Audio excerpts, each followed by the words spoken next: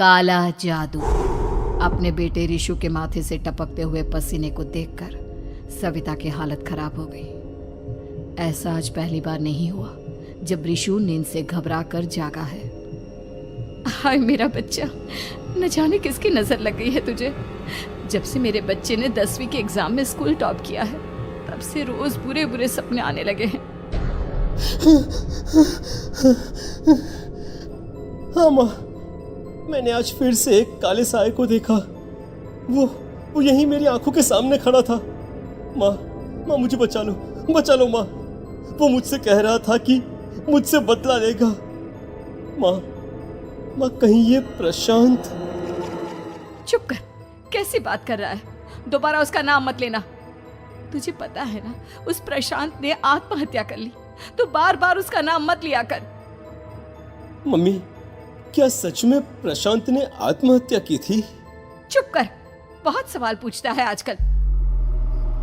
और फिर रात के वक्त सविता के पूरे घर में एक अजीब सा काला धुआं छाने लगा। गहरी नींद में सोई सविता की जैसे ही आंख खुली उसका दम घुटने लगा। वो दौड़कर ऋषु के रूम की तरफ गई जहां उसके दरवाजे पर घूमती एक काली परछाई देख वो बुरी तरह से घबरा गई। कौन है वहाँ? कौन है? सामने आओ। ये मैं हूँ, तुम्हारी काली करतूत। और अब मैं तुम्हारे बेटे को ले जाने आया हूँ। नहीं, मेरे बच्चे को छोड़ दो प्लीज। मेरे ऋषु को कुछ मत करना। वो परछाई ऋषु के कमरे में घुस जाती है। सविता भी उसके पीछे पीछे दौड़ कर जाती है और देखती है कि अब वो साया साफ नजर आ रहा था। वो सर से पैर तक खून में सना हुआ था और उसके शरीर के सारे अंग कटे फटे हैं। क्या चाहिए तुम्हें? तुम जो बोलोगे मैं करूंगी, लेकिन मेरे ऋषु को छोड़ दो। उस परछाई ने ऋषु को गर्दन से पकड़कर दीवार के सहारे हवा में उछाल दिया। ऋषु जोर जोर से चिल्लाने लगा। माँ बचाओ मुझे, बचा लो माँ। ये मुझे मार डालेगा। माँ मुझे बचा लो माँ। नहीं ऐसा मत करो। मुझे मार दो लेकिन मेरे बच्चे को छोड़ दो। मैं तुम्हारे आगे हाथ जोड़ती हूँ। वो परछाई ऋषु को जमीन पर गिरा देती है और अचानक वहां से गायब हो जाती है। ऋषु, मेरा बच्चा, तू ठीक तो है ना? कुछ बोल बेटा, क्या हुआ है तुझे? मैं ठीक हूँ माँ। क्या हुआ था यहाँ पर? कुछ नहीं बेटा, कुछ नहीं। तू परेशान मत हो। हम कल ही गांव के बाहर जो तांत्रिक महाराज रहते हैं उनके पास चलेंगे। ठीक है माँ, हम जल्द ही उनके पास चलेंगे। मुझे बहुत डर लग रहा है माँ। ये बार बार मुझे डरावने सपने आना, ये सब हमारे साथ क्यों हो रहा है माँ? अगले दिन सविता अपने बेटे ऋषु को लेकर गांव के बाहर तांत्रिक के पास जाती है। जिस जगह पर तांत्रिक रहा करता था वो जगह बहुत डरावनी थी। चारों तरफ कंकाल और खूब भूतियां नजर आ रही थी। गांव से दूर वीराने में उस जगह पर जोर से आंधी चल रही थी। ऋषु ने डर कर अपनी माँ का हाथ पकड़ लिया। माँ मुझे बहुत डर लग रहा है। ये कैसी जगह है? देख बेटा, हमारे साथ जो कुछ भी हो रहा है उसका इलाज सिर्फ और सिर्फ ये तांत्रिक महाराज ही बता सकते हैं। अब यही है जो हमें प्रॉब्लम से बाहर निकाल सकते हैं। जैसे ही सविता और ऋषु तांत्रिक की झोपड़ी के अंदर पहुंचे, वहां का नजारा देखकर उनकी आंखें फटी की फटी रह गई। तांत्रिक की झोपड़ी के अंदर कई सारे लोग अपनी गर्दन घुमा घुमा कर जोर जोर से चीख रहे थे। कौन हो तुम और यहाँ क्यों आई हो? महाराज, मेरे बेटे को कुछ दिनों से एक डरावनी काली परछाई नजर आती है और कल रात उसने मेरे बेटे पर हमला भी कर दिया।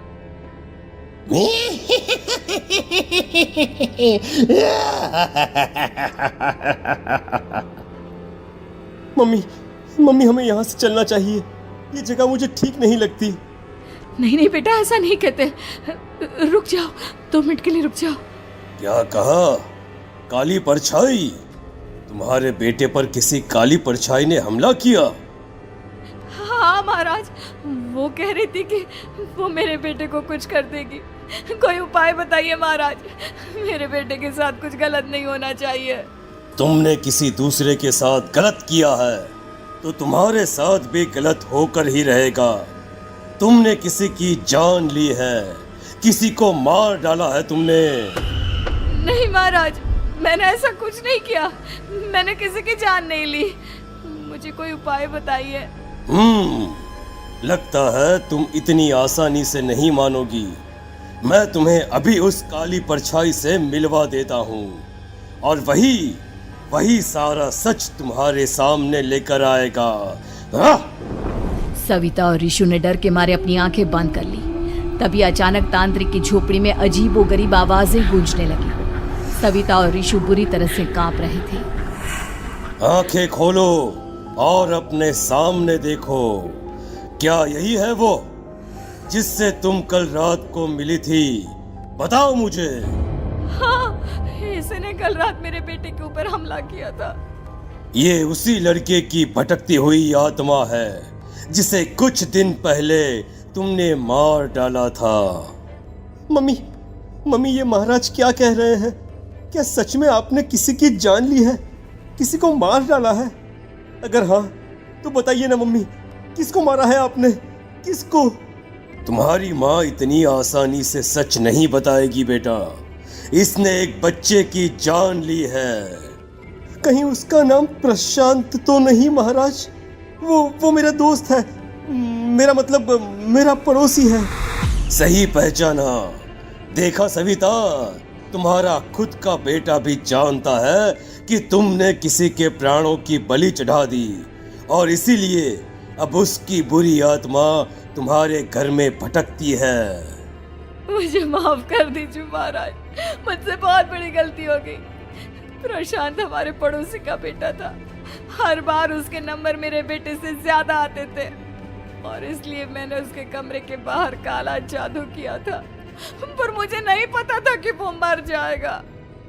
तुम्हारे उसी काले जादू वाली गुड़िया के अंदर एक बुरी आत्मा थी जिसने उस बच्चे के दिमाग पर बुरा असर कर दिया और उसी की वजह से उस लड़के ने अपनी बालकनी से कूदकर आत्महत्या कर ली। इसकी वजह सिर्फ और सिर्फ तुम हो, तुम। नहीं महाराज, जो कुछ भी हुआ मुझे नहीं पता था कि प्रशांत अपनी जान दे देगा। प्रशांत की आत्मा इस वक्त तुम्हारे सामने खड़ी है, हमसे बात करना चाहती है। बोलो क्या कहना चाहते हो? मैं जीना चाहता था, बड़ा होकर कुछ बनना चाहता था। आपके बेटे से मुझे कोई परेशानी नहीं थी। अरे वो तो मेरा अच्छा दोस्त था।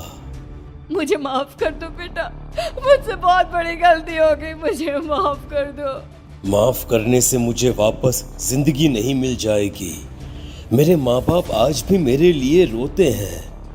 आपने मेरे साथ बहुत गलत किया है, बहुत गलत। और तभी अचानक प्रशांत की आत्मा वहां से गायब हो जाती है। सविता जोर जोर से रोने लगती है। सुन लिया तुमने? ये तुम्हारे अपने ही किए हुए पाप हैं जो इस तरह से तुम्हारे सामने आ रहे हैं। माँ, ये आपने अच्छा नहीं किया। सिर्फ 10th बोर्ड के एग्जाम में मैं टॉप कर पाऊँ इसलिए आपने मेरे दोस्त के ऊपर काला जादू कर दिया। नहीं मम्मी नहीं, अब हम कभी खुश नहीं रह पाएंगे, कभी नहीं।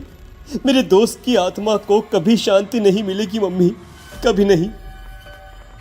लेकिन मैंने जो कुछ भी किया सिर्फ तुम्हारे लिए किया।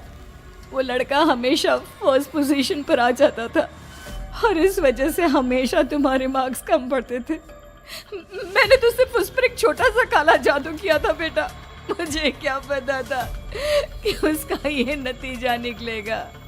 जिस गुड़िया को तुमने उस लड़के के कमरे के दरवाजे पर लगाया था, दरअसल उसके अंदर एक बुरी आत्मा का प्रवेश हो गया था, जैसा कि अक्सर काला जादू करते समय हो जाता है। मुझे अपनी गलती का एहसास हो गया है। मैं प्रायश्चित करना चाहती हूँ, आप बताइए मैं क्या करूँ?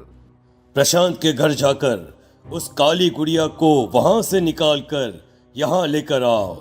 मैं उसे आग में जलाकर राख कर दूंगा और उसके बाद प्रशांत की आत्मा को हमेशा के लिए मुक्ति मिल जाएगी। अगली रात सविता चुपचाप अपने पड़ोसी प्रशांत के घर जाती है। प्रशांत के माँ बाप प्रशांत की मौत के बाद उस घर को छोड़कर हमेशा के लिए वहां से चले गए थे। जैसे ही सविता उस घर के अंदर कदम रखती है, उसका सामना अजीबोगरीब हैवानियत से भरी आवाजों से होने लगता है। ऐसा लग रहा था जैसे कोई बुरी तरह से चीख रहा हो। सविता जैसे ही प्रशांत के कमरे के बाहर पहुंचती है, वहां पर लटकी हुई गुड़िया के शरीर से खून टपकने लगता है। ये क्या हो रहा है? इस गुड़िया के शरीर से खून क्यों टपक रहा है? सविता हिम्मत करते हुए उस गुड़िया को वहां से उतारने की कोशिश करती है, लेकिन तभी अचानक से बहुत भयानक दिखने वाली औरत उसकी आंखों के सामने आकर खड़ी हो जाती है। मैं यहाँ से कहीं नहीं जाऊंगी, और अगर तूने मुझे यहाँ से हटाने की कोशिश की तो मार डालूंगी मैं तुझे। नहीं नहीं, मुझे तुम्हें यहाँ से ले जाना ही होगा, नहीं तो मेरा बेटा, उसकी जान को खतरा है। मैं तुम्हें नहीं छोड़ सकती। अगर तुम्हारे अंदर हिम्मत है तो मुझे इस घर से बाहर ले जाकर दिखाओ। और ऐसा कहकर वो औरत सविता के ऊपर हमला कर देती है और उसे हवा में उछाल उछाल कर जमीन पर पटकती है। लेकिन तभी अचानक मौका देखकर सविता अपने हाथ में ली हुई सुई उसके हाथ में चुभो देती है। हाथ में सुई लगते ही वो औरत जमीन पर तड़पने लगती है। ये क्या किया तूने? ये क्या कर दिया? तुझे ऐसा नहीं करना चाहिए था। तांत्रिक ने मुझे कहा था कि तुझसे जीतने का सिर्फ यही एक तरीका है जिससे मैं अपने पापों का प्रायश्चित कर सकती हूँ और अपने बेटे की जान बचा सकती हूँ। और उसके बाद वो डरावनी दिखने वाली औरत एक छोटी सी जादुई गुड़िया में तब्दील हो गई और सविता ने उसे ले जाकर तांत्रिक को दे दिया। तांत्रिक ने जादुई गुड़िया को आग के हवाले कर दिया।